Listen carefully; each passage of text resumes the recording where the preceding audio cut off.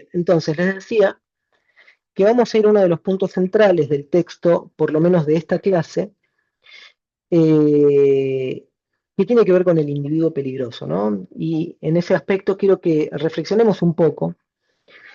eh, un giro que va a ser básicamente decisivo en todo este proceso. ¿Por qué? Porque hasta acá veníamos con la noción de puerta giratoria, que no fue de alguna manera con la doble calificación que cose lo médico y lo jurídico, y de alguna forma lo cose a través del vocabulario pueril que de alguna manera va a legitimar hablar de perversidad. Pero hay un paso más. De pronto, ya básicamente no se trata de juzgar un crimen, ni siquiera se trata de diagnosticar una enfermedad, sino básicamente de evaluar el peligro. Y es ahí donde va a aparecer la noción de individuo peligroso. Quizás alguno de ustedes piense, bueno, ¿y eso qué cambia en la práctica? Bueno, cambia todo, porque lo que hace es desplazar el eje. En la disyuntiva clásica era eh, o acto criminal o estado de demencia. ¿Sí? ¿Se acuerdan, no? Si cometías un crimen y estabas en estado de demencia, eh, estabas loco, estabas enfermo y tenías que ir a una clínica, pero si el perito detectaba que en realidad por el artículo 64 de la ley de 1810, en realidad estabas en tus plenas facultades, automáticamente era un crimen doloso y por ende ibas a la cárcel. Ahora el foco no está ni en el hecho ni en la enfermedad, sino en la posibilidad de reincidencia, en la amenaza futura, en la amenaza virtual, dice Foucault. Lo que implica que no es lo que pasó ni lo que el sujeto padece, sino básicamente el riesgo que representa para la sociedad. Y esa categoría, ¿sí? El peligro, permite justificar una red institucional que va desde la escuela al tribunal de menores, del reformatorio de la cárcel y del hospital psiquiátrico a el servicio social. ¿Mm? Una misma lógica va a recorrer todos estos espacios, ¿no? Que es la lógica de la vigilancia preventiva. Sí, la lógica de vigilancia preventiva. Eh, Detengámonos un poco en esta frase que va a mencionar Foucault ahí en una de las páginas, que es como una advertencia, ¿no? Vas a terminar en el patíbulo. Nosotros lo utilizamos de otra manera. Decimos, te van a terminar crucificando. ¿Sí? Es el mismo, ¿no? El patíbulo eh, es la parte de la cruz que lleva, ¿no? La parte de la cruz que lleva, la parte transversal de la cruz es el patíbulo.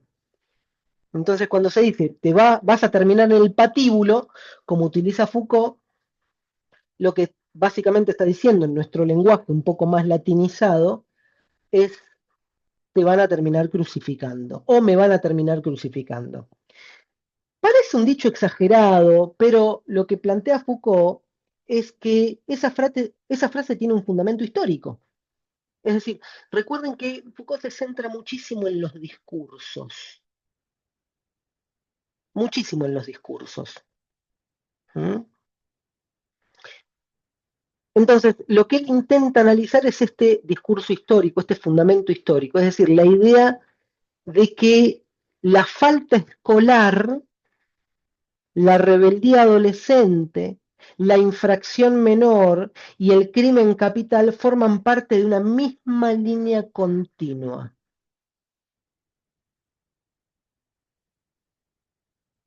Es decir, si te comportás mal en el recreo del colegio, seguramente y de forma posterior te vas a portar mal en el boliche bailable y te vas a portar mal en el espacio fabril de tu trabajo, y si te vas a portar mal en el espacio fabril de tu trabajo, lo más probable es que seas un peligro para la sociedad y vas a terminar crucificado, o por lo menos te van a hacer terminar haciendo un juicio, o vas a terminar matando a alguien. Ese es como el continuum institucional que de alguna forma va a calibrar siempre el mismo índice, que bajo la noción de cuán peligroso es este sujeto. De ahí que la reacción social sea homogénea, es decir, aunque cambien los instrumentos, ¿sí? Puede ser un encierro terapéutico, una medida correccional, una condena penal o incluso una pena de muerte, pero todos estos polos se terminan justificando con el mismo principio: proteger a la sociedad del individuo peligroso. ¿Mm? Ahora, no conviene leer esta noción de peligro como un concepto técnico, neutral. Es básicamente una categoría política. Funciona como pegamento. ¿Por qué? Porque de un lado está la perversidad que traduce la biografía moral en diagnóstico. Y del otro lado está el peligro que traduce ese diagnóstico en pronóstico. Claro, como vos te portabas mal en el colegio, es lógico que hayas matado a alguien cuando tenías 35. Como cuando eras chico torturabas cucarachas, yo lo hacía. No les voy a contar cómo, pero lo hacía. Eh, Esto es como decir que porque aplastabas una cucaracha cuando eras chico, seguramente aplastás gente cuando sos grande. O sea, es la misma lógica, ¿no? La misma lógica de el continuum que te va a llevar básicamente a convertirte en un individuo imputable como ciudadano. Por eso el sujeto se termina convirtiendo en una especie de riesgo a gestionar.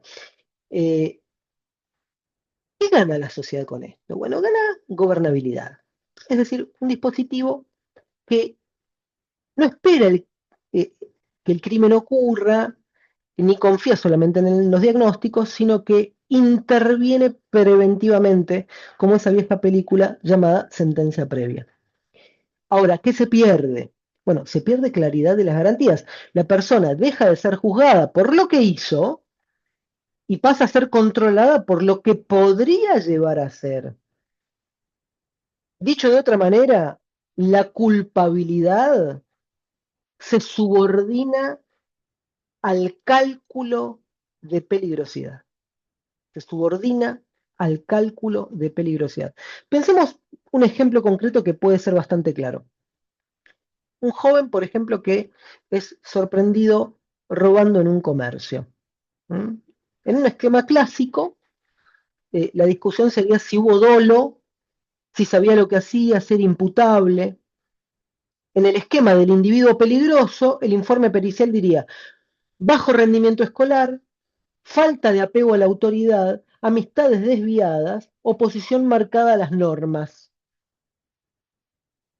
El individuo robó porque cuando yo lo vi hace 2 o 3 años, estaba tomando cerveza borracho en la esquina.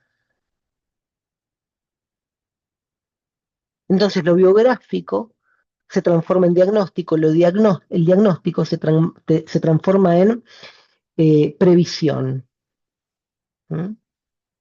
En pronóstico. Y justamente ese pronóstico justifica un modelo, una medida intensiva, una restricción, que puede ser también una tutela. Es decir, el delito cometido importa menos que la amenaza que representa la persona que lo cometió. Y acá conviene repasar y reforzar este punto, porque es el nudo del argumento Foucaultiano. Es decir, la reacción ya no distingue entre terapéutica y expiación, son básicamente estas dos cosas, dos polos de un mismo continuo. La cárcel y el hospital, la sanción y el tratamiento, la función como dispositivo intercambiable para contener justamente el peligro. Lo que queda atrás es la fuerza de la ley, que básicamente distinguía entre inocencia y culpabilidad y entre enfermedad y responsabilidad. Y lo que aparece es un entramado normativo que mide riesgos, que calibra perfiles y que distribuye medidas de control. Y aquí se abre una pregunta diría yo, mayor en términos filosóficos, y es qué significa para una sociedad que sus instituciones no juzguen actos, te las repito, ¿qué significa para una sociedad que una institución no juzgue actos ni diagnostique enfermedades, sino que gestione peligros?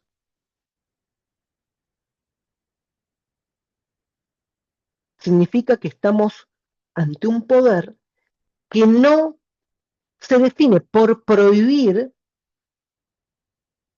sino por normalizar. Es decir, no se castiga lo que hizo, ni trata solo lo que se padece, sino que se instala en el terreno intermedio de lo que se puede, lo que se podría llegar a hacer.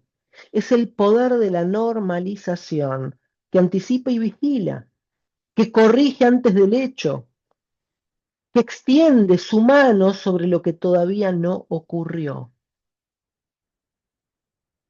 Hay una imagen en Vigilar y Castigar que a mí me parece fantástica a este respecto.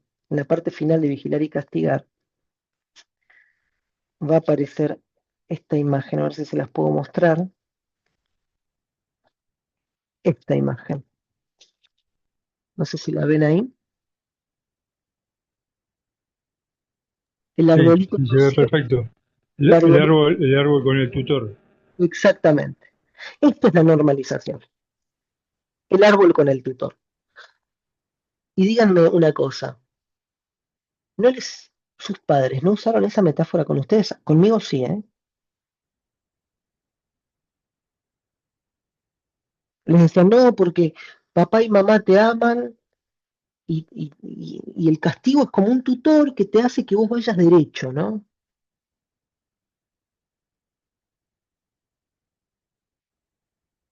Bueno, cuanto más religiosa es la familia, suele ser más fuerte la metáfora porque el palito deja de ser un tutor y es con lo que te terminan dando, ¿no? Eh, en el peor de los casos. Pero en el mejor de los casos es la metáfora, queda en la metáfora. Bueno, pero esta metáfora, si no lo, claro, si no lo enderezás a tiempo, después te sale chorro. ¿M? Si no lo enderezás a tiempo, después te sale chorro, te sale drogadicto. ¿M? Prefiero que llores vos ahora y no tener que llorar yo el día de mañana. Se las dijeron esa, ¿no? Prefiero que vos llores ahora por un chancletazo que yo tenga que llorar el día de mañana porque estás en la cárcel, Diego. Bueno, hemos sido, hemos sido víctimas de lo que Alice Miller llama la pedagogía negra. Si tienen hijos, investiguen un poco sobre la pedagogía negra. Tremenda Alice Miller, ¿eh? Tremenda. El drama del niño dotado, la llave perdida, el cuerpo nunca miente. ¿Mm? Bueno, esos textos de Alice Miller. Alice Miller, filósofa que termina renunciando al psicoanálisis y se dedica básicamente a la psicología junguiana después, pero es una filósofa, va a desarrollar toda esta concepción de de la pedagogía negra. Sí. Sigue utilizando por más que podríamos decir que es un instrumento de normalización que todavía los padres se creen en el derecho de poder utilizar. ¿M? Como si fuese propiedad, ¿no? Después nos quejamos de las mujeres golpeadas, porque, claro, como hemos sido educados a los golpes, terminamos naturalizando la golpiza como forma de imposición de la voluntad. Entonces después tenemos tipos y también mujeres, porque en un porcentaje, y acá en esto es así, si bien la mayor cantidad de denuncias, y acá voy a hablar de denuncias, de, de mujeres, son de mujeres que han sido maltratadas por hombres. Obviamente el patriarcado y todas las cuestiones que nosotros ya conocemos y que es así, y hay un porcentaje importante de hombres que también son víctimas de violencia por parte de mujeres que por diferentes razones no los denuncian. Y acá no estoy hablando de una cuestión de igualdad ni nada por el estilo, ni estoy haciendo un discurso derechoso ni nada por el estilo. Lo digo en términos de que simplemente como hemos sido educados en función de la imposición de la voluntad a través de la violencia, hemos naturalizado la violencia como imposición de voluntad y hemos naturalizado eh, la razón de la fuerza en vez de la fuerza de la razón. Entonces, cuando llegamos a adultos, podemos llegar hasta a justificar el maltrato, como pasaba, por ejemplo, con nuestras madres y abuelas, que justificaban el maltrato de sus maridos porque básicamente se sentían sus pertenencias.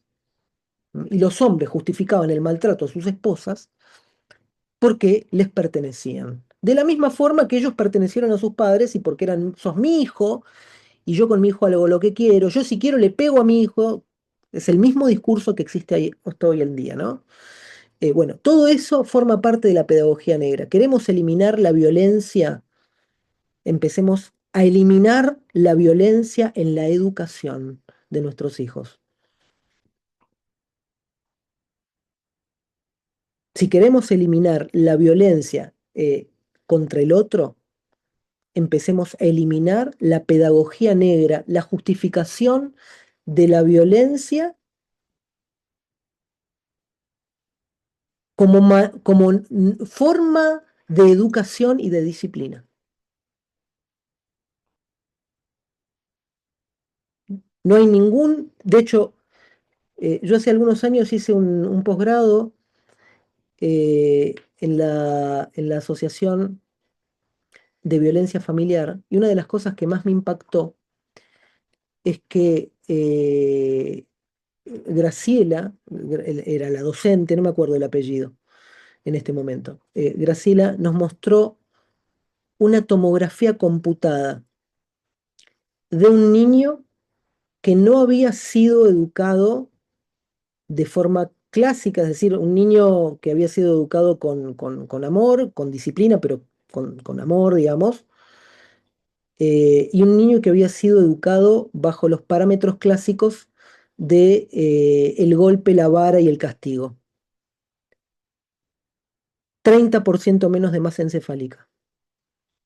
30% menos de masa encefálica. Eso para mí fue revelador, porque dije, claro, no hay educación posible con el miedo. ¿Mm? Y no es un dato menor. Eh, yo no, hace tiempo que no lo veo, pero hace algún tiempo, cuando lo veía, por ejemplo, a veces lo veía en el colectivo, en un supermercado, en formas mínimas, ¿no? Porque estamos en público. El tirón de oreja, el tirón de pelo, el pellizcón, sí, el chirlo. eh, o sea, si eso es en público, no me quiero imaginar en privado. Eh, Generalmente lo que hacía y lo que hago, porque si lo vuelvo a ver lo sigo haciendo, es obviamente intervenir. Es intervenir y me pongo a discutir con quien sea sobre el tema. Porque, o sea, estamos criando, estamos normalizando la violencia. ¿No? Estamos normalizando la violencia desde la propia casa. O sea, ¿bajo qué concepto? O sea, ¿en qué cabeza cabe que yo le voy a decir a mi hijo, pegándole en la mano, no le pegas a tu hermano? O sea, eso ¿saben cómo se llama? Relación de doble vínculo. Doble vínculo esquizofrénico lo llamó Gregory Bateson. Cuando una orden es contradictoria,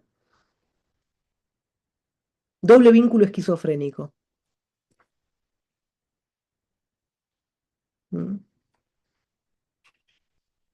Eh, entonces, esos actos de violencia que se justifican en honor de la disciplina, eh, es lo que está configurando sociedades violentas actualmente, ¿no? Bien. eh, Volvemos un poco al tema, me desvié de 2 minutos porque me parecía como importante mencionarlo, porque, a ver, Foucault no lo menciona, y no tiene por qué mencionarlo porque está abordando otra cuestión, pero sí me parecía mencionarlo por el hecho de que en ese continuo de la normalización, de la disciplina, de la regla, de la vara, del tutor, ¿m? La normalización funciona siempre como amenaza, es decir, este gesto lo conocemos, ¿no? Mm. Que después se normaliza, y se normalizan discursos. ¿Cómo se normalizan discursos? En discursos del tipo, no, pero yo lo provoqué, no, pero en realidad yo fui el que se portó mal, no, porque en realidad yo en realidad no le tendría que haber contestado. Entonces, bueno, nada, quería hacer esta digresión porque no me parece un dato menor. Volvemos a Foucault, vamos a uno de los asuntos que les suele gustar a ustedes, es el tema de Ubu, el, el tema de lo ubuesco, de lo grotesco, ¿sí? Podríamos hablar de grotesco y gobierno, ¿no? El ubú perito, porque aquel perito, o sea, es interesante porque Foucault va a llamar ubú al perito, ¿no? ¿Mm? Y va a llamar ubú también a la alianza del juez y médico. ¿Por qué insiste Foucault en esto, ¿no? ¿Por qué insiste Foucault en llamar ubú al perito psiquiatra? Anotaron los textos de Miller que les mencioné, ¿no? ¿Quieren que se los repita? ¿Anotaron? Bueno. Eh, ¿Y los puedes repetir, por sí. favor? La llave perdida, el cuerpo nunca miente, el drama del niño dotado. Esos son tres de la mayoría, ¿no? Ahí tiene muchos libros, Alice Miller, y la noción de pedagogía negra. Pedagogía negra no es un texto, ¿eh? Es una noción que no recuerdo si la inventa ella, pero eh, el primer texto creo que es el drama del niño dotado. Pero bueno, esos son los textos básicos, ¿no? La llave perdida, el drama del niño dotado, el cuerpo nunca miente. Uno de los textos que creo que es la llave perdida va a abordar, por ejemplo, por qué Nietzsche tenía dolores de cabeza y el diagnóstico que ella hace de esos dolores, ¿no? La relación con la hermana, la relación incestuosa con la hermana, la relación con el padre, los castigos físicos.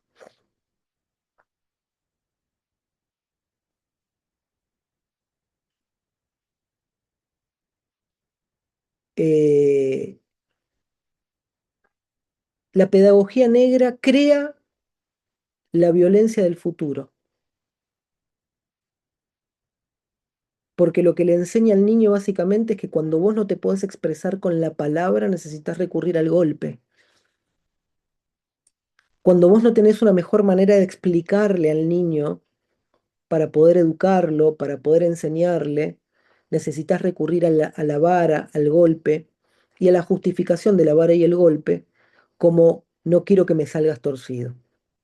Entonces después tenemos la justificación de la violencia, cuando son grandes, que tienen 50, 60, 70, y dicen, bueno, pero yo no salí tan mal.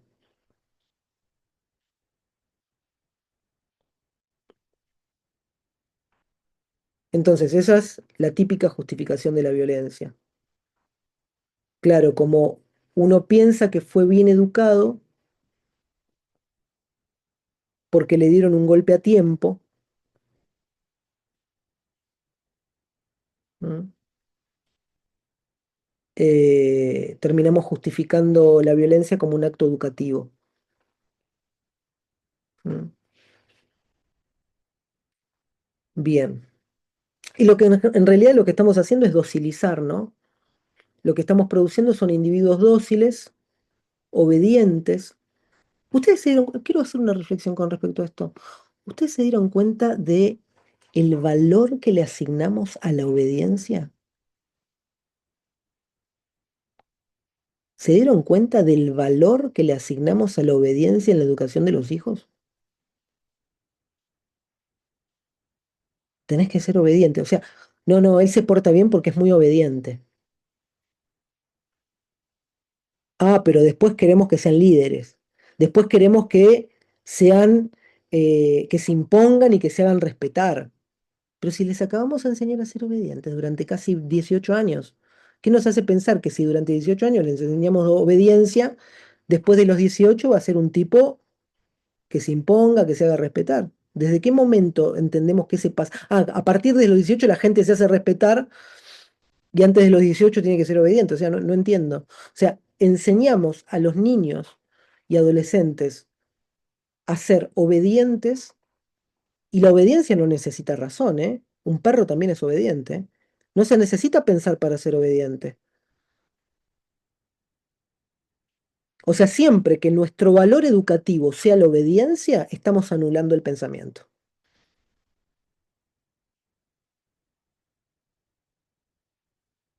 Y esto no es un dato menor, ¿eh? ¿Querés? O sea, una buena educación fundamentalmente enseña a pensar y razonar. Si lo que estamos enseñando a partir de la educación de nuestros hijos es a que obedezcan, estamos generando individuos dóciles para el sistema. Porque claro, la modernidad nos enseñó que la obediencia es un valor, porque claro, siempre la obediencia es jerárquica. La obediencia es jerárquica, se obedece al que está más arriba. Entonces, cuando vos sos niño, el que está más arriba puede ser tu papá, pero si no están tus padres es tu hermano mayor. Pero cuando no está tu papá es tu jefe, y cuando no está tu jefe es el Estado. Entonces siempre estás en una cuestión de clases. O sea, la obediencia lo que te enseña es una distinción de clases. Entonces, siempre que enseñemos a un niño a ser obediente, lo que le estamos enseñando es a que mantenga su posición en la clase social que le corresponde.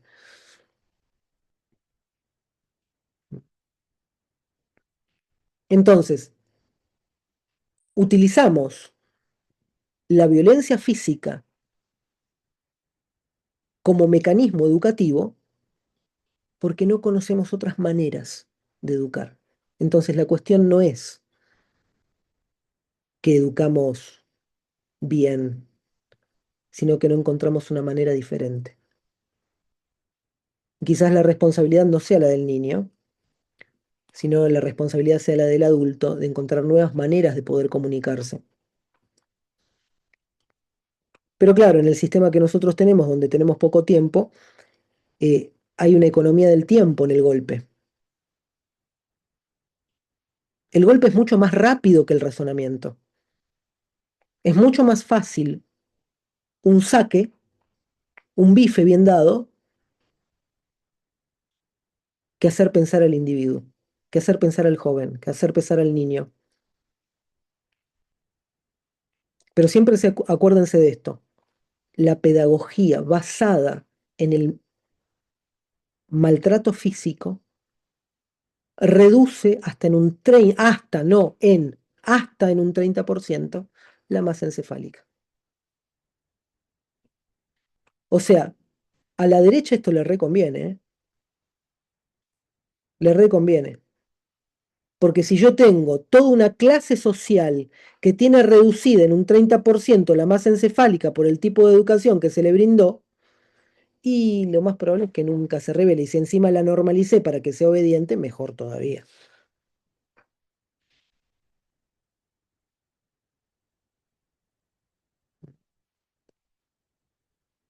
Bien, vamos a seguir con Hugo. Eh, entonces, Foucault insiste con Hugo, la pregunta es ¿por qué insiste justamente en llamar Ubu al perito psiquiatra? ¿Por qué utiliza esta caricatura excesiva quizás? Bueno, vale la pena dejar que de alguna forma esa imagen de alguna manera trabaje, ¿no? Porque Ubu, que es el personaje grotesco de Jarry, es básicamente el poder en su versión ridícula, el momento en el que el ritual consagra al gobernante la calificación la descalificación al mismo tiempo. Es decir, la consagración y la descalificación operan de la misma manera. Y Foucault va a tomar de alguna manera esa figura que trae, que es la figura de Ubu, para mostrar que el perito ocupa un lugar paradójico, que básicamente va a estar uniendo dos poderes que se desconfían y se descalifican mutuamente, que va a ser el judicial y el médico. Y solo lo logra hablando un lenguaje infantil y un lenguaje de miedo. Cualquier representación con la realidad es pura coincidencia, ¿no? Alguien decía ayer que a nosotros nos está gobernando Ubu, ¿m? Porque de alguna forma es todo el lenguaje infantil, el lenguaje del miedo, el lenguaje grotesco, pueril, berrinchoso, ¿no? Esta forma de gobernar berrinchosa que tenemos, que hay actualmente en algunos sectores de la derecha, ¿m? Bolsonaro en Brasil, por ejemplo, que son formas grotescas, ubuescas, pero no ubuescas porque configuran el lenguaje médico y judicial, como dice Foucault, sino porque eh, el mismo, cada vez que se presenta en el ritual público, se descalifica a sí mismo. Eso es lo ubuesco en la política actual argentina. Y sin ánimos de meternos con partidismos, ¿no? Porque diría exactamente lo mismo si fuese el caso de otro gobernante. Lamentablemente es el que nos toca hoy, ¿no?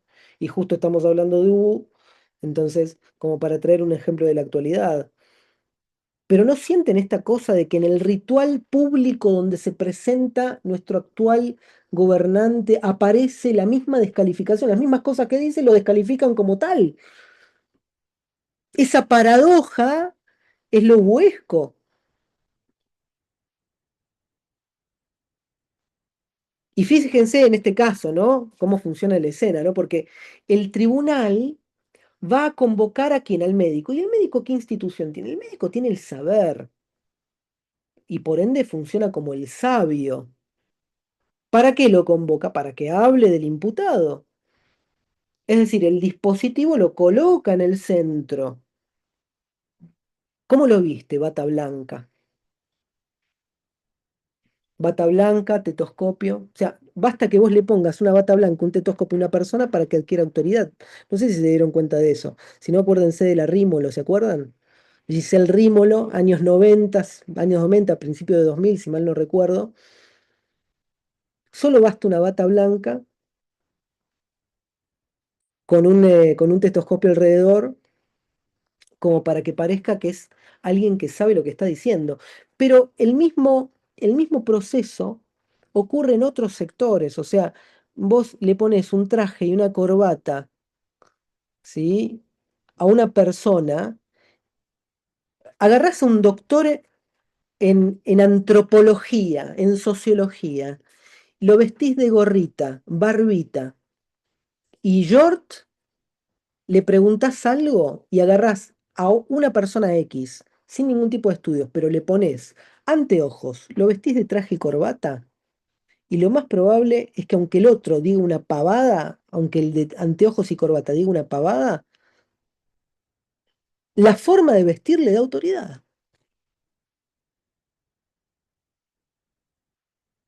Es tremendo eso. Y esto de la estética Ya lo decía Benjamin, ¿no? La estética es política y la política se sustenta en una estética. Ustedes fíjense cómo visten nuestros políticos y ahí se dan cuenta de lo que nos quieren vender. La estética es lo que vende.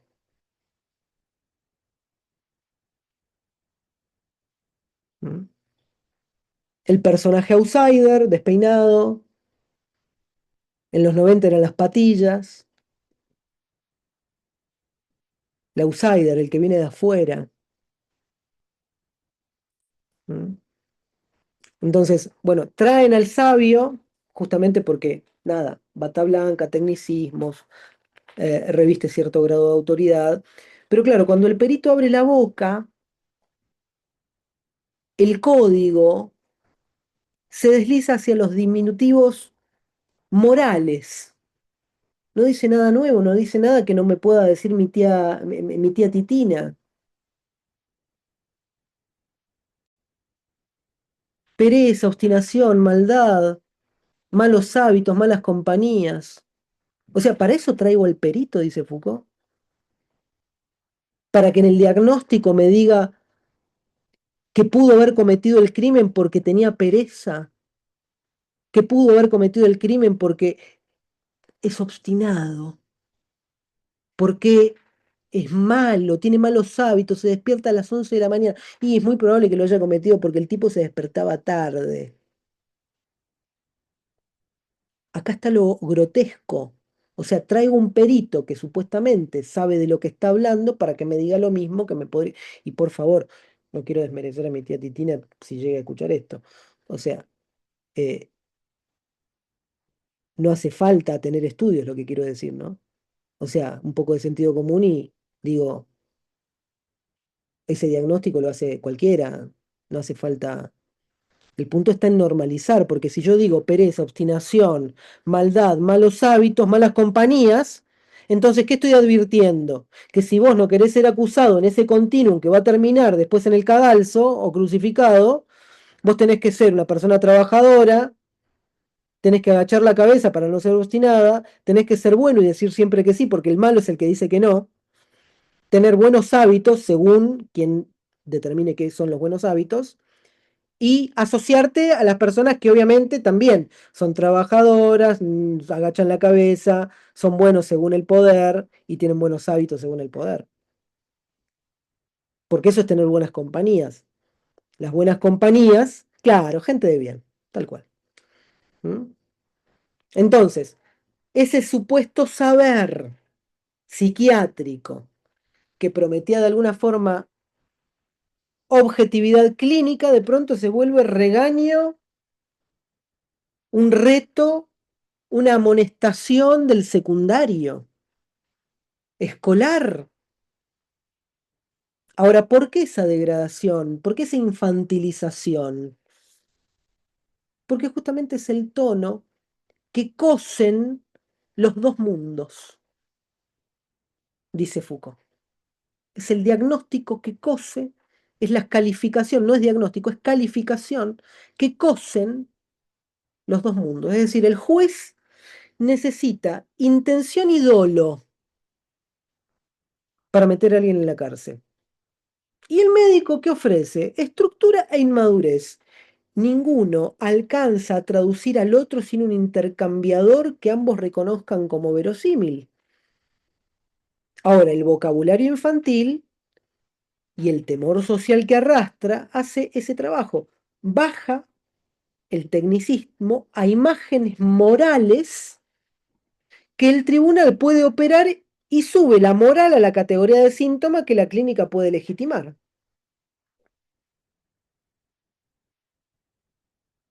Porque piensen en esto, si viene el perito y dice, hace una calificación técnica, el juez no tiene los conocimientos para aceptar esa calificación técnica como sucedáneo del delito.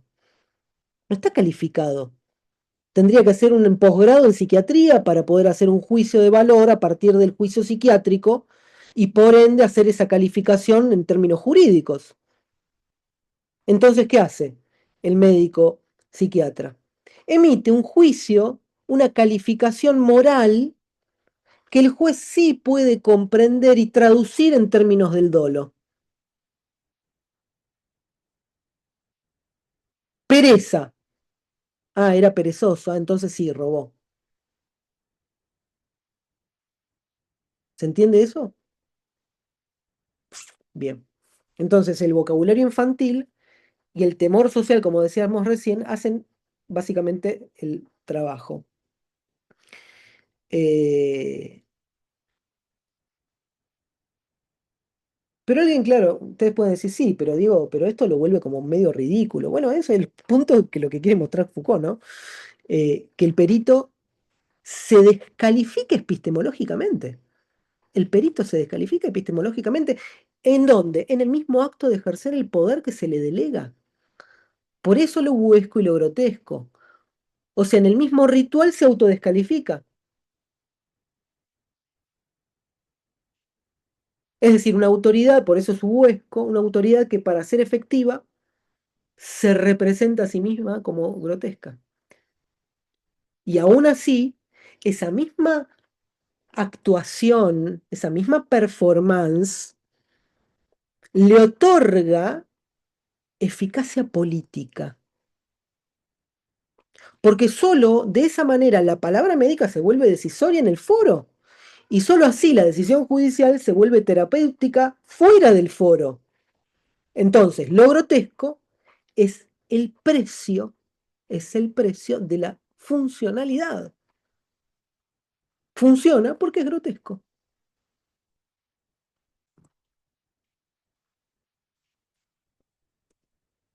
Y acá podemos detenernos un poco en cómo se enlaza esto con la cuestión del miedo, ¿no? Porque el miedo no es un efecto, podríamos decir, lateral, es justamente, es el principio de inteligibilidad. Es el principio de inteligibilidad. Cuando el perito dice obstinación, ¿qué escucha el juez? ¿Qué escucha el tribunal? Obstinación. ¿Qué escucha el tribunal? Resistencia a la norma. ¡Ah! Ahí está la cuestión. Entonces, cuando dice pereza, el tribunal ¿qué escucha? Escucha predisposición de incumplimiento. ¿Se dan cuenta cómo se traduce, no? Cuando el juez dice maldad, perdón, cuando el médico dice maldad, el tribunal ¿qué escucha? Daño intencional.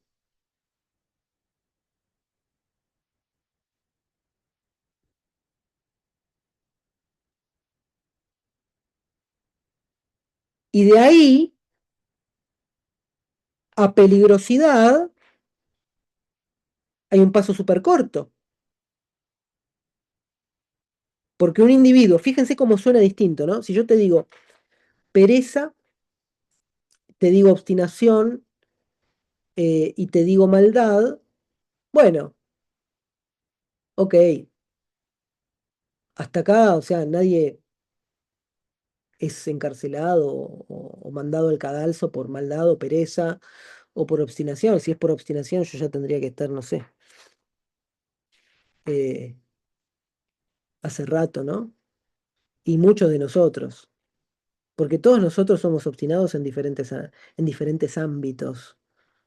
Díganme en un aspecto que ustedes no son obstinados. En algo son obstinados. ¿Terminaron una carrera ustedes? Si terminaron una carrera, son obstinadísimos.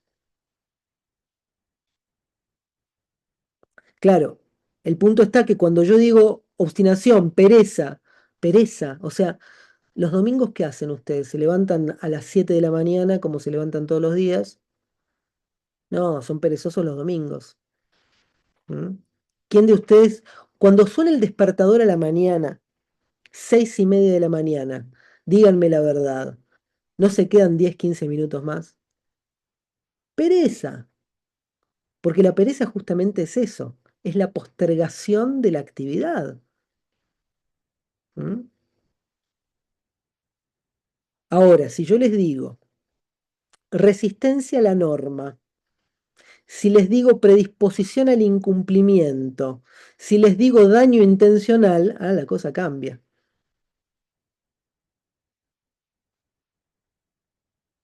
No es lo mismo decir perezoso que decir resistente a la norma, porque el perezoso justamente es eso, es resistencia a la norma, según esta traducción.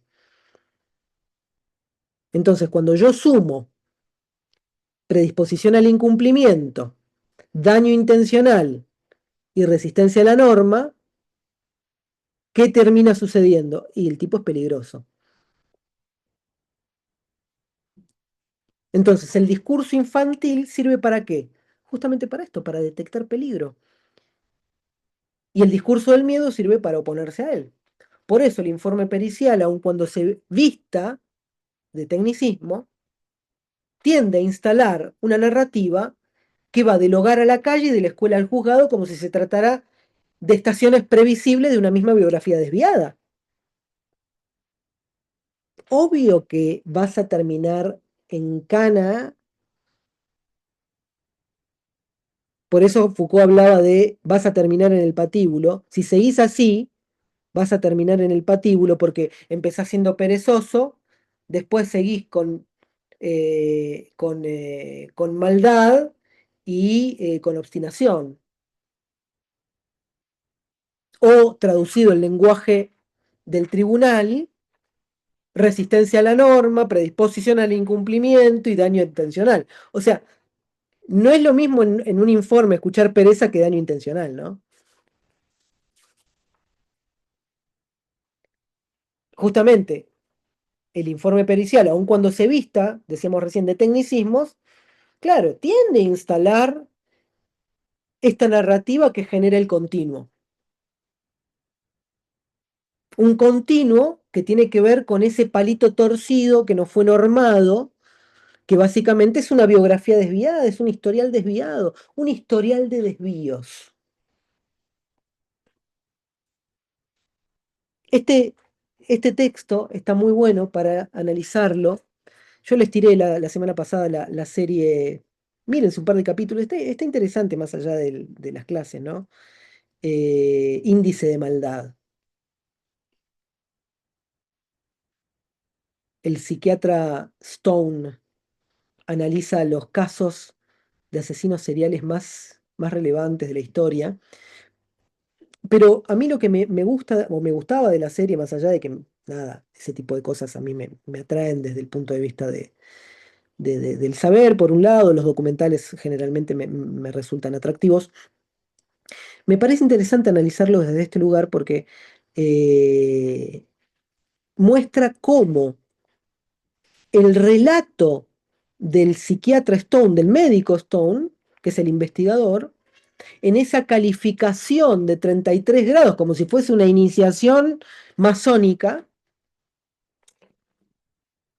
va calificando los diferentes perfiles de individuos y cómo su historial revela que tenían una predisposición a esto. Una predisposición a la tortura, una predisposición al asesinato, una predisposición al incesto, una predisposición a la violación, al sufrimiento ajeno.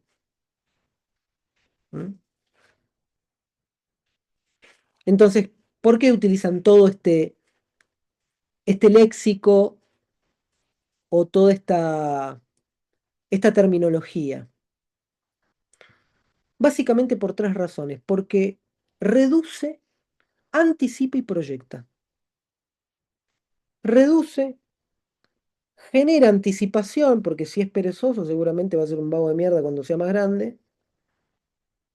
Y si es un vago de mierda, lo más probable es que sea ladrón, sea amigo de lo ajeno. ¿Mm?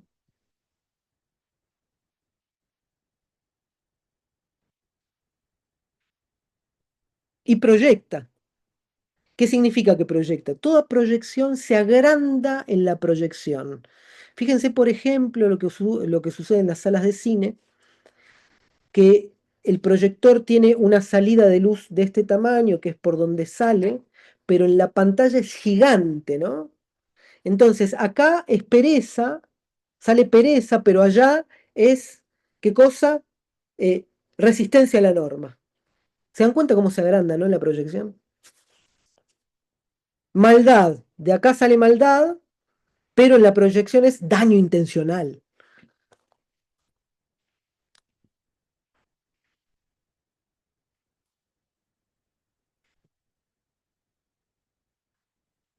Entonces diría que de alguna forma la clave pedagógica es esta, ¿no?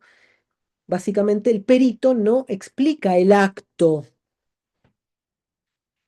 ¿Y qué hace el perito entonces? Lo inscribe en una especie de fábula, una fábula infantilizante porque no devuelve, o sea, nos devuelve básicamente un teatro sumamente familiar, padre, madre, regla, capricho, que básicamente todo el mundo entiende. Y es eficaz porque en lugar de buscar causas específicas, produce un perfil estable, apto para la administración. Entonces, el juez puede modular pena, agregar tratamientos, condicionar salidas, el servicio penitenciario puede escalar intervenciones, el hospital puede continuar la sujeción, el perito UBU hilvana entonces esa continuidad. Y justamente ese hilvanado, ese cocido que va produciéndose, eh, expresa una especie de reacomodo del gobierno. Es decir, la tensión histórica entre, por un lado, poder médico y poder judicial, que al inicio fue conflicto de jurisdicciones, de competencia, se vuelve paulatinamente una alianza. ¿Por qué? Porque recordemos que en la época clásica, bajo la ley de 1810, el artículo 63-64, ¿qué va a decir? La puerta giratoria. Si hay dolo, no hay enfermedad mental. Si hay enfermedad mental, no hay dolo. Si hay enfermedad mental, no va a la cárcel, va al hospital. Si va al hospital es porque no hay dolo, y si hay dolo, va a la cárcel. Es decir, la puerta giratoria es esa, ¿no? Entonces, originalmente era, el perito venía a comprobar a través de su saber si el individuo estaba en sus plenas facultades cuando cometía el crimen. Y si no estaba en sus plenas facultades, el juez no tenía nada que hacer. No podía emitir juicio el juez si el tipo no estaba en sus facultades en el momento de cometer el crimen. Pero acá lo ubuesco es que ahora esto que originalmente estaban en contraposición, en una tensión dialéctica, ahora están unificados en una alianza funcional. Entonces, no se trata ya de médicos invadiendo la justicia o de jueces colonizando la clínica o la medicina, sino de una gestión. Y de hecho, pruebas históricas sobran, ¿no? Por ejemplo, la obligatoriedad de pericias en lo criminal, la especialización de fueros, es decir, tribunales de menores que instruyen más sobre el medio que sobre el hecho.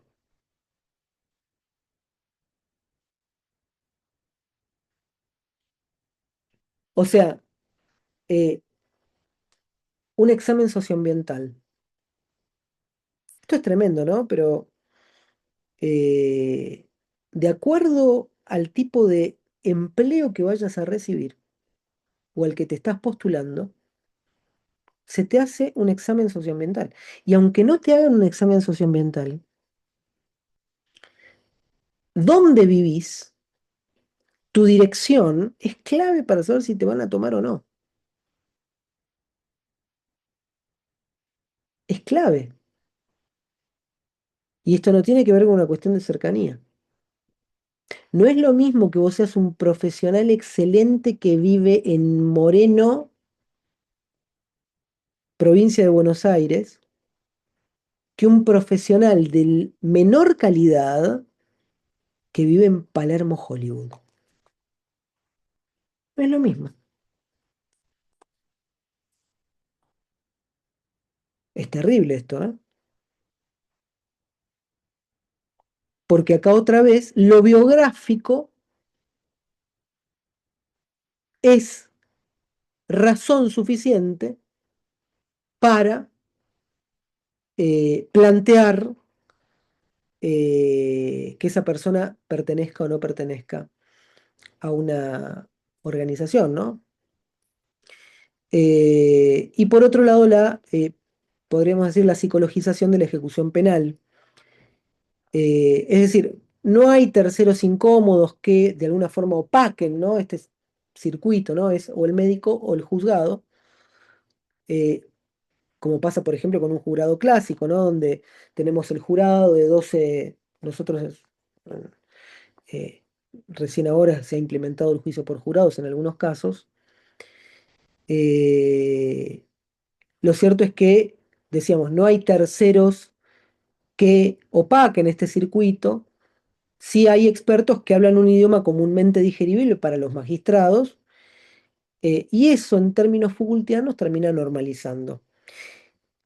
Eh, y esto genera de alguna forma una microfísica de esta alianza, porque el juez mantiene la soberanía de dictar sentencia, pero la racionalidad de esa sentencia se apoya justamente en el pronóstico que otro produce. Es decir, el médico preserva su autoridad de nombrar, pero su nominación deviene criterio jurídico.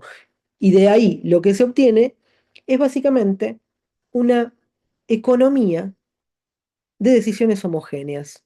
Da igual por qué puerta entra el sujeto, hospital o juzgado, escuela, no importa. La malla institucional responde con combinaciones de corrección-encierro que básicamente difieren en dosificación, pero no en principio. El principio es proteger a la sociedad del peligro que encarna justamente ese perfil.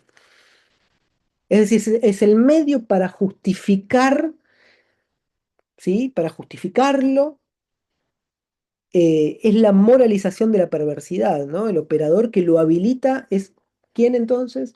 El perito Ubu, diría Foucault. Manu, Hola, buenas noches. buenas noches. Em, es muy lunes, tedioso lunes. Me quedé pensando en esto que hablas de los juzgados de menores. Bueno, yo trabajo en residencias de menores judicializados. Ujú. Y justo este mes estamos con todas las audiencias donde a los niños, niñas y adolescentes se los cita frente a la justicia, juez a juez, a hacer lo que en los pasillos de CENAF se llama control de calidad. Ajá, uf, wow. No es su nombre real. Su nombre real es Audiencia para la Prosecución y Garantía de la restitución de los derechos universales de ese niño, niña o adolescente que fuese retirado de su hogar por vulneración de derechos. Pero adentro, internamente, todos sabemos, che, la estás peinando fulanita, sí, van a, porque se va hoy a la audiencia de control de calidad. Que lo que hace es el control de calidad de que en la residencia le preguntan al niño o a la niña, ¿y comes? Sí, y dormís en una cama, sí, y te tapas con una manta, y te dan la medicación, sí, y vas al psiquiatra, sí. Entonces, ahí vuelve satisfecho, cliente conforme, ese niño o niña es restituido a las residencias con el control de calidad chequeado, que no es el control de calidad de la vida del pibe.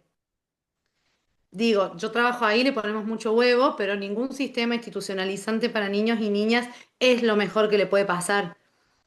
No, no es la calidad de los derechos restituidos, es el control de calidad de que el sistema esté cumpliendo con lo que tiene que cumplir y que esté haciendo lo que tiene que hacer y que eso permita que la medida se sostenga.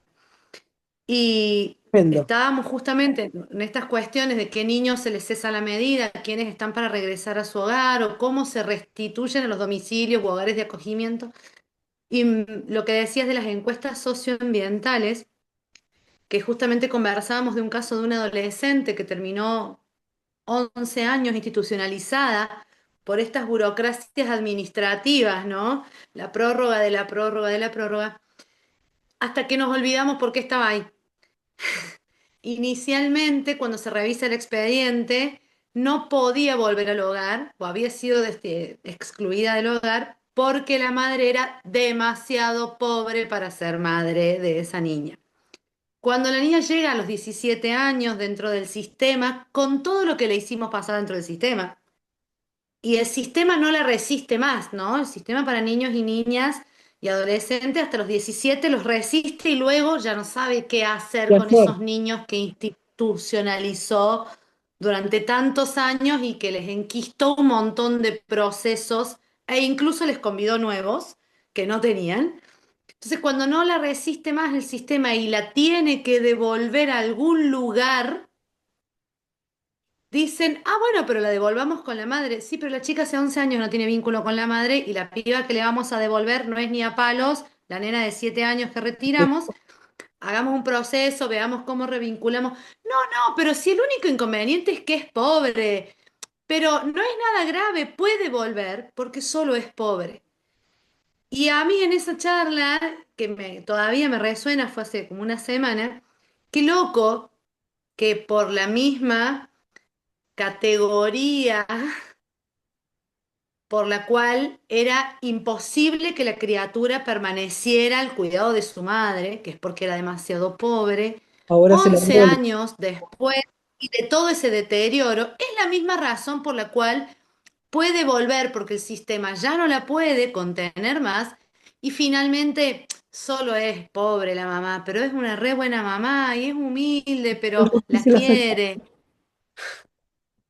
Lo mismo por la que la retiramos hace 11 años, la arruinamos, la traumatizamos, la desvinculamos de la madre otro trauma más, y después se la devolvemos porque igual sabes que ya no sabemos qué hacer, finalmente no era para tanto. Pobre era una categoría ambigua.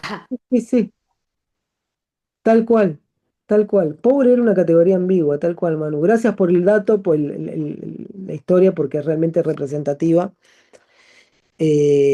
Así que bueno, creo que ilustra muy bien este caso puntual. Bueno, quiero en última instancia dedicarme unos 20 minutitos más como para terminar esta clase y dedicarme a dos categorías que Foucault va a denominar el modelo de la lepra y el modelo de la peste. ¿Mm?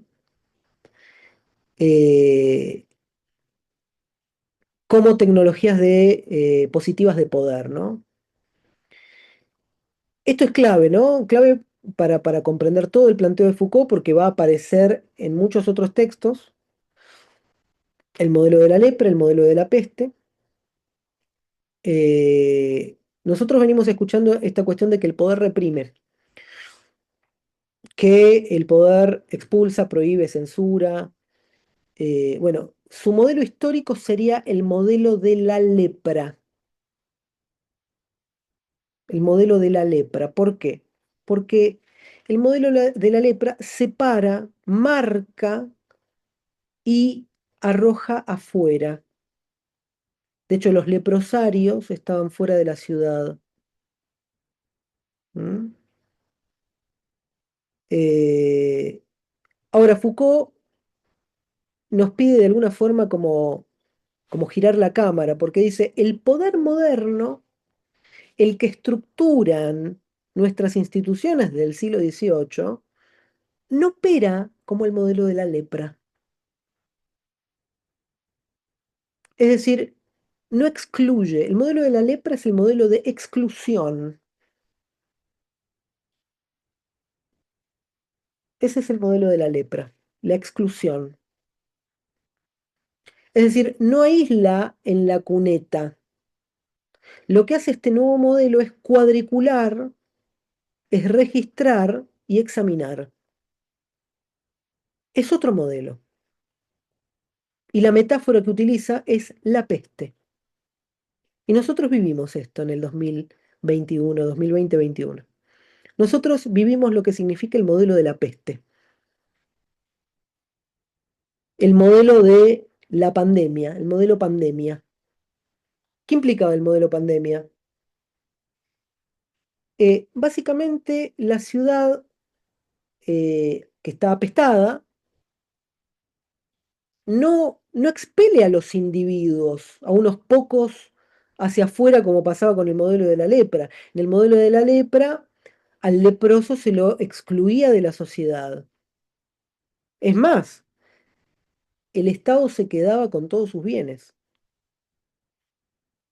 Se lo expulsaba y se quedaba con todos sus bienes. Ahora, en el modelo de la peste la cosa cambia, porque ya no se lo expulsa. La ciudad, ¿qué hace? Se cierra sobre sí misma, se reparten distritos, se miran eh, por la ventana. eh, Recuérdense ustedes cuando estábamos en el 2020, ¿no? Que había policías que nos decían, quédate en casa, ¿no? Bueno, Foucault dice que en la época de la peste, había un individuo, generalmente un oficial de policía, que iba eh, lugar por lugar, casa por casa, y preguntaba, ¿no? Gilberto Mora, y Gilberto tenía que aparecer por la ventana ahí. Y después decía, Carlos Kerbel, y Carlos tiene que aparecer por la ventana también. Y si no aparecía alguno, tenía que saber qué había pasado que no estaba ahí. Entonces, lo mismo va a pasar casa por casa. O sea, todos los miembros, bueno, yo puse acá pobre Gilberto, pobre Carlos como apestados, pero lo que me refiero, los estoy utilizando como de ejemplos, porque son los que tengo a mano ahí a la vista. Eso fue chiste, relación con el inconsciente del Puede chiste. ser que sea una cuestión, sí, más inconsciente, más inconsciente. Ok. ¿Estás apestado, Perdón, Carlos, hoy? se perdona, no para nada. Ok, ok. Eh, entonces, tiene que ver con esto, ¿no? Con un proceso de cuadrícula, de examen, de registro, de administración. Eh, entonces, acá el poder de inscripción y de normalización, eh, y no es un poder de prohibición. ¿M? Pero claro, alguien puede decir, pero digo, hay prisiones, hay manicomios, hay expulsiones. ¿No es eso represión? ¿No sería modelo de la lepra la cárcel? ¿No sería modelo de la lepra eh, el manicomio? Bueno, hay encierros y Foucault no lo va a negar. Lo que ajusta es la óptica, porque en esos encierros ya no son tanto bordes que expulsa como nodos de una red que integra y mide, sino que la prisión ahora moderna no solamente quita la libertad, sino que produce sujetos medibles. Es decir, la escuela no solamente enseña, la escuela también clasifica y compara. El hospital no solamente cura. Claro, es un modelo híbrido, Gilberto. El hospital no solamente cura, observa, archiva. Si tomamos en serio todo este giro histórico, el poder se parece menos a una gran mano que aparta y más a una malla fina que captura diferencias y las vuelve completamente calculables. Si lo decimos de otra manera, podríamos decir lo que es del derecho que dice no, pasamos a la norma que dice así sí, así no, así todavía no. ¿Mm? Y si lo llevamos a una escena quizás un poco más concreta, volvamos un poco al tema de la cuarentena. Es decir, por lo menos como lo plantea Foucault, como lo reconstruye Foucault, ¿no? Quizás se parezca un poco a lo que hemos vivido nosotros, pero acá estamos tratando de basarnos en el texto y traerlo un poquito a nuestra propia experiencia, ¿no? Hay un gobernador de la peste. El gobernador de la peste quizás haya sido, por ejemplo, en el caso de Argentina, el presidente que tuvimos, que nos encerró casi 2 años. Podemos discutir si hizo bien, si hizo mal. La verdad que no me voy a meter en esa discusión. Honestamente, prefiero prefiero que nos haya encerrado y que haya podido mantenernos de alguna manera, aunque con los riesgos que eso incluyó, o sea, una de las dos decisiones, pero creo que se priorizó la vida con mayor o menor riesgo o lo que fuese. José, por favor. Sí, ¿dónde lo pasaste la pandemia? La pasé acá en Argentina, la primera parte, todo 2020 lo pasé en Buenos Aires, hasta marzo de En 2020, capital, en provincia, provincia. ¿Qué parte de provincia? San Miguel. San Miguel. Ya, yo pasaba. parte era porque tenía que asistir a mi papá, estaba parte en Capital y parte en Lobos. Uf, Pero cuando estaba todo, tanto en Capital como en Lobos, estaba todo cerrado, todo cercado, y te preguntaba, cuando entrabas a cada lugar, policía te paraba, te preguntaba de dónde venís, para dónde vas, qué es lo que sí, estás sí, haciendo, recuerdo todo. eso. Sí. Y en cada pueblo te paraban, ¿no? ¿Sabés dónde no te paraban? ¿Dónde En no La te... Matanza. En Mirá, La Matanza. En la ruta 3 no te paraba. están todos en las esquinas, la policía con los flacos tomando cerveza del pico, así chupando, Tremendo, y se pasaban la botella, todo. Era como otro planeta ahí. Y ahí no tremendo, pasaba nada, no se moría nadie. Era rarísimo todo, muy raro. tremendo, tremendo, tremendo. Bueno, ahí esto un poco refuerza, ¿no? Lo que dice Foucault, ¿no? Porque el modelo de la peste siempre es un modelo político. Por eso decía yo recién, podemos discutir, se hizo bien, estaba mal. Bueno, podemos discutirlo. Ya pasó, la discusión puede ser un debate filosófico, pero nada más. Ahora, ¿para qué toma Foucault el modelo de la peste? Porque es un modelo que de alguna forma normaliza, es un modelo que cuadricula, es un modelo que eh, no excluye, pero categoriza, divide sanos enfermos, divide de riesgo con aquellos que no tienen riesgo, es decir, paciente de riesgo, mayores de, menores de,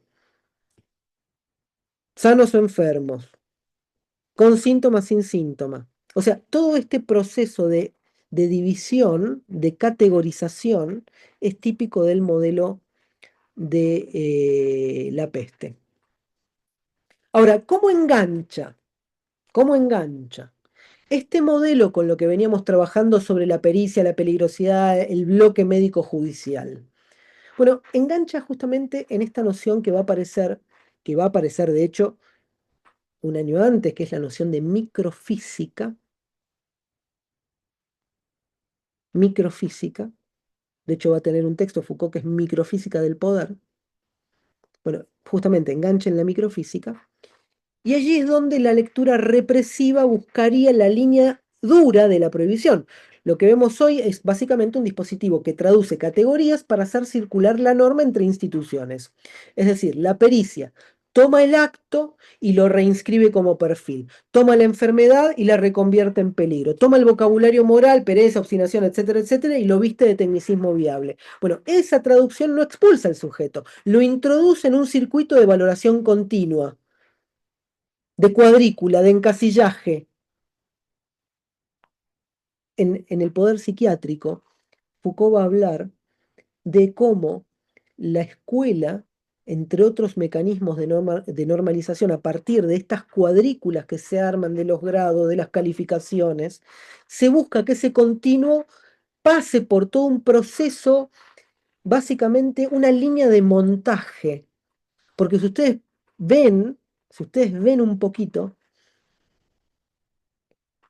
desde que nosotros ingresamos al sistema, el sistema educativo, allá por los 4 o 5 años, a veces antes, hasta que salimos del sistema educativo y somos excretados al sistema laboral, en todo ese proceso, en todo ese proceso, lo que pasamos es por una línea de montaje. Estamos en la cinta del McDonald's,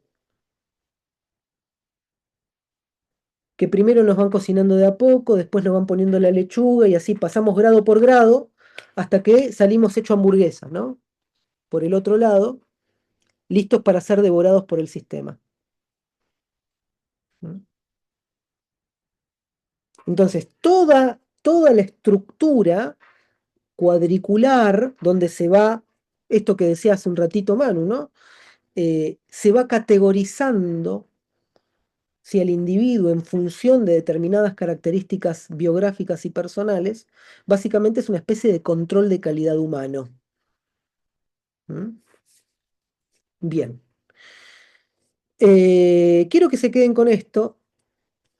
vamos a hacer hasta acá. Quiero escucharlos un poquito a ustedes, cumpliendo un poco con lo prometido. eh, para que después quédense con esta idea, relean si es posible eh, todas las ideas que van a aparecer a partir, ya les digo, páginas,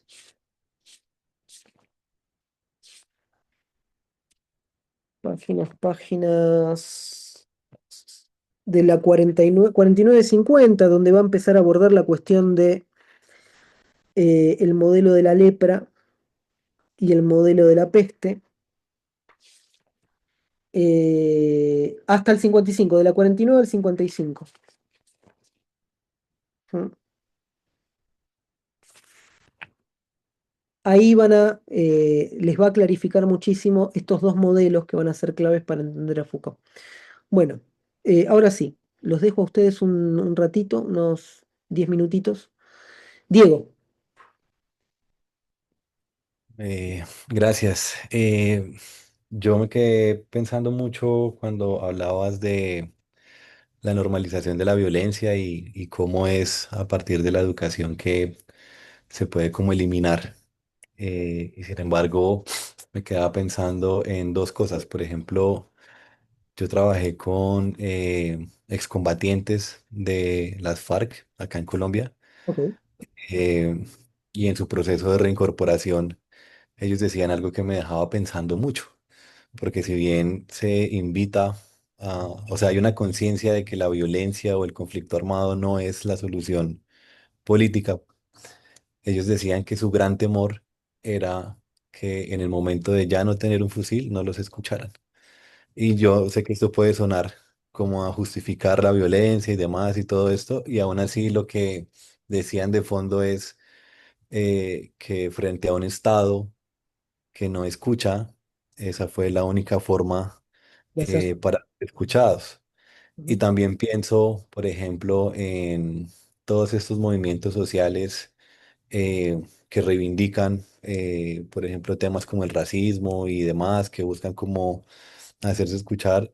De alguna manera hay una legitimización de la rabia, ¿no? Como ujú, que porque de hecho el argumento es que si el negro, el afro, el indígena, el excluido en últimas, acepta, ¿no? Como los códigos que impone, eh, llámese la cultura de Occidente, llámese el Estado, de hablar por medio de la palabra, de la razón, de los códigos que son socialmente admitidos, de alguna manera nunca van a ser escuchados y nunca han sido como atendidos, ¿no? Entonces, como ujú, que, ¿cuál es ese punto donde la violencia se vuelve, no sé si legítima, pero como el único medio? Porque incluso ujú. hasta Gandhi se plantea el problema de, ¿es necesario renunciar a la violencia? O sea, una vez se renuncia a la violencia, ¿qué queda, no? Entonces, como que me llama mucho la atención. Estoy de acuerdo con que es a través de la educación y aún así creo que queda como un asunto ahí inconcluso, ¿no? Sí, Que como que la razón misma tiene un límite, no sé. creo que hay algunos matices que hay que dar porque yo me refería específicamente a la normalización de la violencia entre individuos y no necesariamente como una forma de hacerse escuchar, ¿no? Eh, Me refiero a la violencia jerárquica, es decir, violencia que se ejerce una persona con poder hacia una persona en relación de inferioridad, padre-hijo, hombre-mujer. ¿Mm? Ahora, eh, hombre maltrata a una mujer. ¿Es violenta la mujer si se defiende?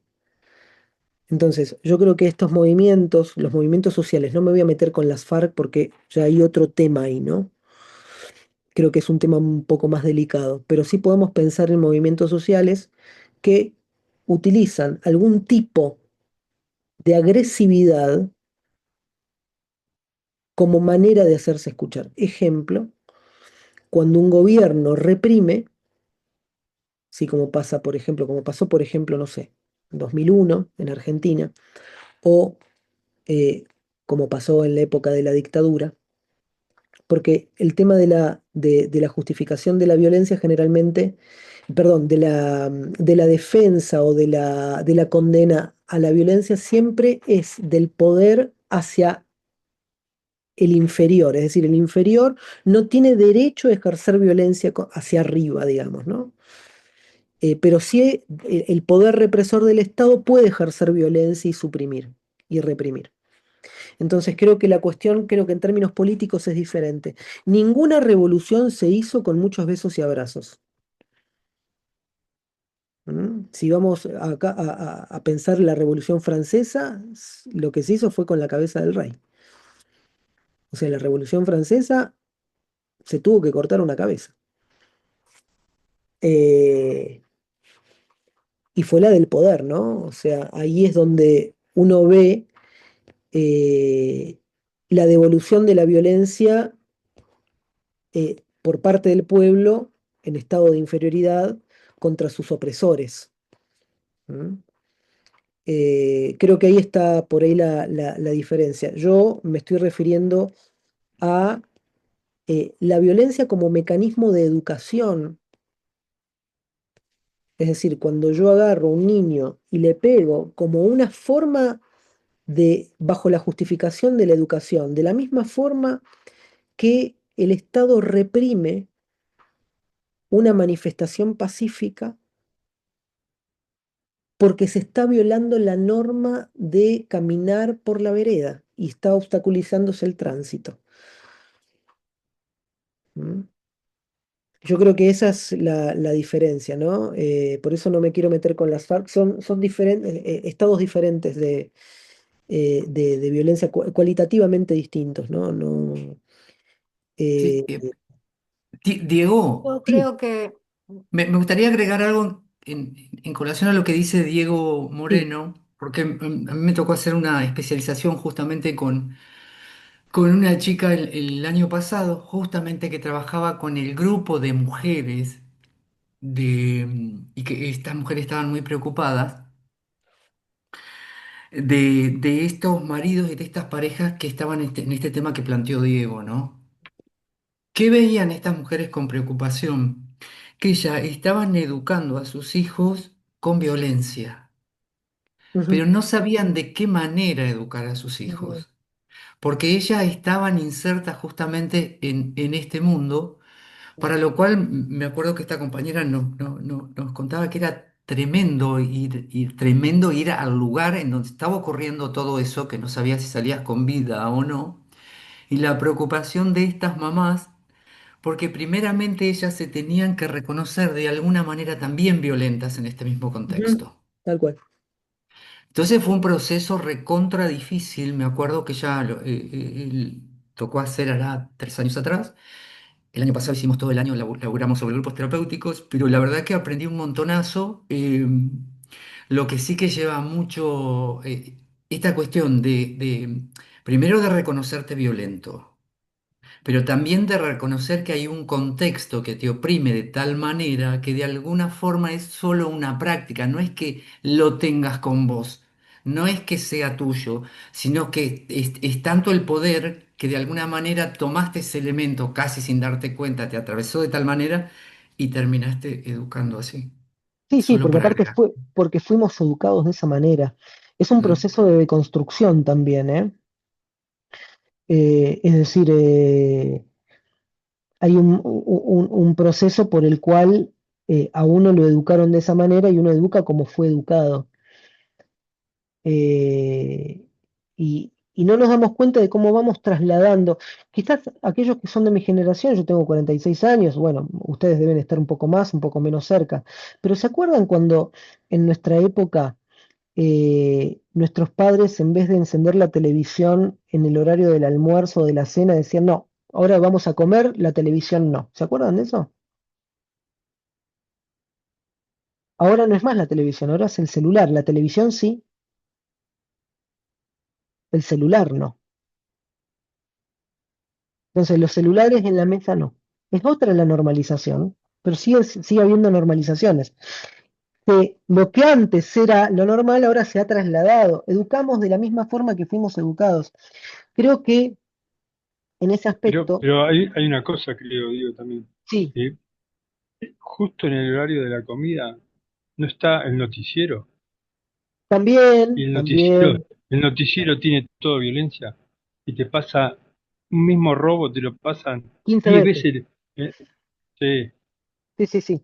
Bueno, igualmente creo que tenemos que pensar cualitativamente en términos de violencia. O sea, esto es todo violencia, pero, a ver, creo que son diferentes grados y diferentes momentos. Yo me refería a un tipo de normalización de la violencia. ¿Sí? Me refería a la violencia intrafamiliar. ¿Por qué me refería a eso? Porque nosotros somos educados o fuimos educados en algún momento de nuestra historia a partir de ciertos postulados que incluían la violencia como método didáctico. Ejemplo, no le pegues a tu hermano. ¿Mm? Ese no le pegues a tu hermano se va a trasladar el día de mañana, o el a mí no me contestes así, o a mí no me mires así, me agachas la cabeza. ¿Se acuerdan de eso, no? Ese tipo de cosas se van a trasladar después en procesos normalizadores en los cuales ante la autoridad agachamos la cabeza. Lo podemos ver en algunas personas, en algunas mujeres, que automáticamente justifican a sus opresores o a sus maridos o a sus maridos violentos con la frase, bueno, pero yo también lo provoqué.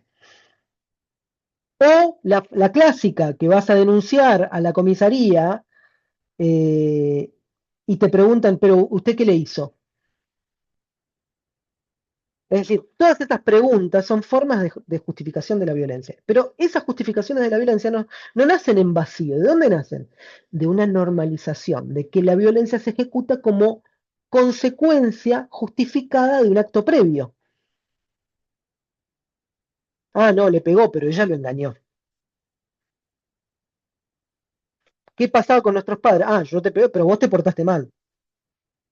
Es como la violencia justificada. Entonces, la violencia se convierte en mecanismo correctivo y lo normalizamos como mecanismo correctivo.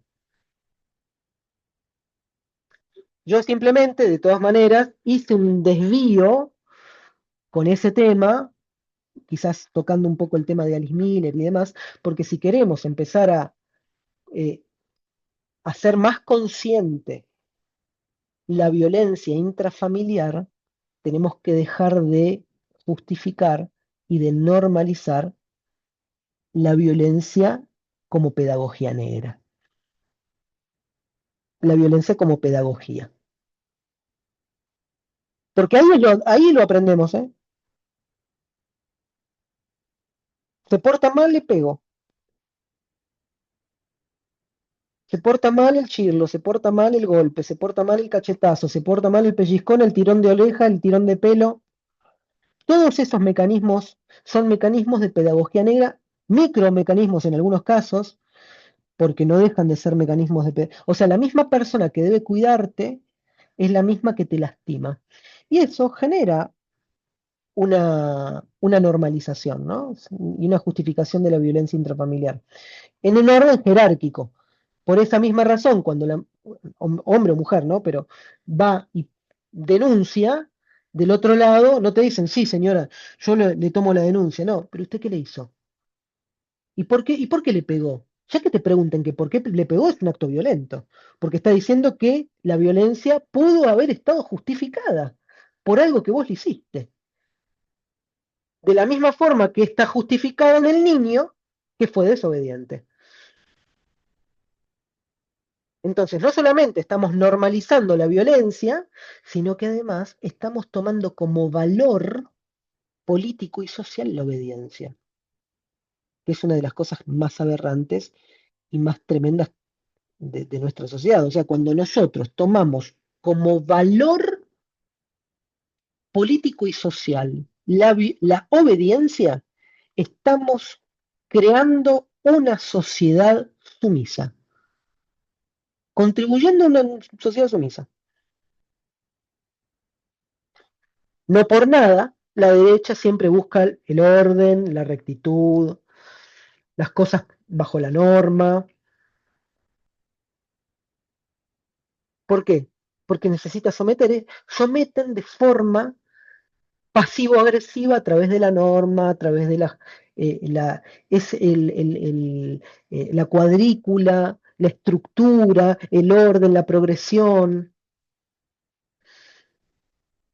Por ejemplo. También los uniformes, cuando está Los todo uni... uniformado, ¡Ah, todo, tal cual! en el ejército, todo el mundo y todo el mundo al mismo paso al mismo tiempo. Los edificios de la época de 1940, 45 eran todos exactamente con una arquitectura sobria, sin adornos, sin macetas, sin colores. Todo es así, hay que normalizar. Tal cual. Pero también está la reacción, ¿no? El poder de la reacción frente a eso, porque también Foucault habla de eso, ¿no? Totalmente, sí, sí. Sí, sí. Poder reaccionar. Que es un poquito esto, ¿no? Que venía hablando Diego. O sea, la reacción, a veces desmedida, podemos llevarlo al plano de las FARC, por ejemplo, pero no hubiera existido nunca unas FARC si hubiera existido un gobierno que no fuese de facto. O sea, las FARC es una reacción extrema a una violencia anterior, a una represión anterior. Y lo mismo pasó en la época mía, en la época en que empezó a salir esta guerra de guerrillas en la ciudad.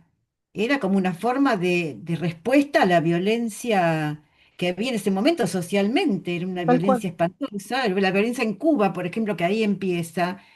La sociedad en ese momento Cuba era una isla para la diversión de los norteamericanos. tal Se cual, iban ahí, la usaban como casino, se llevaban a las chicas jóvenes en los barcos, desaparecían chicas de 13 años, 14, porque se las llevaban a los barcos y venían a jugar como si fuera un casino.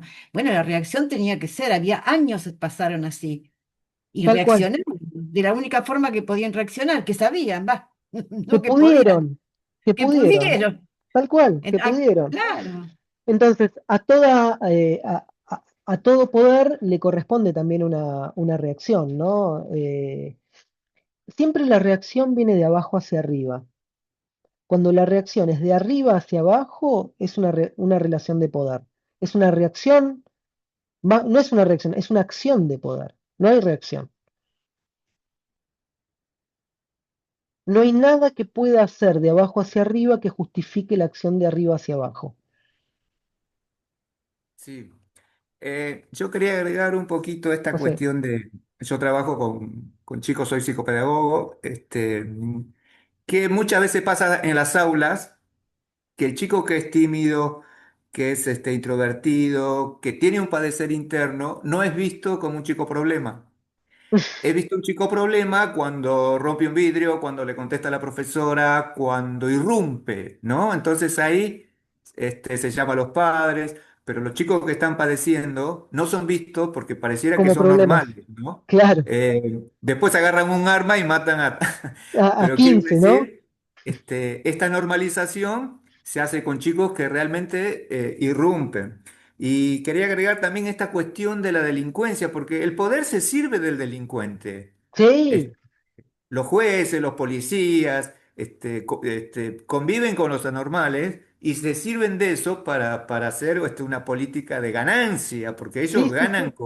con eso. No solo hay una cuestión de diferenciarlos, sino de que se sirven de ellos para tener más poder, digamos, ¿no? Tal Entonces, cual, mm, tal cual. este, Muy bueno, José, y está buenísimo que lo traigas. Por ejemplo, en el poder psiquiátrico, Foucault va a decir que, dice, el poder encuentra maneras de excretar el que no sirve, ¿no? El que no puede normalizarlo, excreta. Ahora, en los mecanismos de excreción también hay otros mecanismos de exclusión. Por ejemplo, dice, tenemos al delincuente, ¿sí? La persona que delinque, la persona que comete un acto delictivo, la sociedad lo expele y uno lo manda a la cárcel.